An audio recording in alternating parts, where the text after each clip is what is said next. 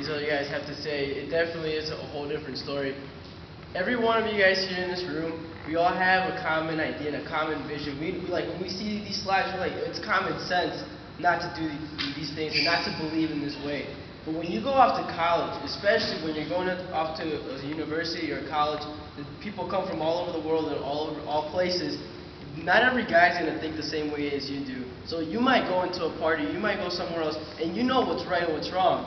But then you start seeing a girl that's probably completely out of her mind drunk or blacked out, and you obviously know that you have to take care of her, but all the guys are trying to take advantage of that.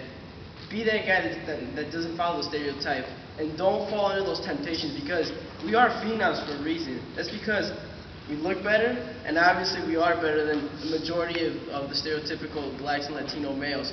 So don't let it, when you guys go out there, just because you might be the only one who's actually educated, don't fall under that pressure to be like, oh, I don't want to be different, I want to be just like everyone else. Because when you go off into university level, it's a whole new world. You might have your feet planted on the ground here in high school, know what you have to do, but once you go out to college, it's a completely different place, and I know it's kind of hard to explain it, but you will understand it once you go off to school.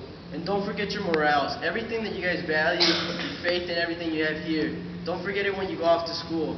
And in the end, I'm not saying that sex is completely bad.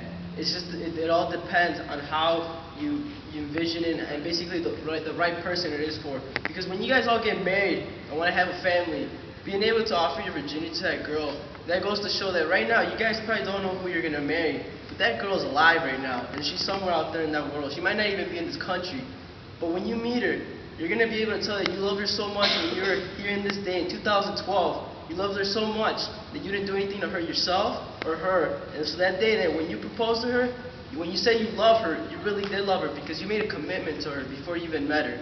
So just keep that in mind, because it's not just about you, it's about everyone you love and everyone around you.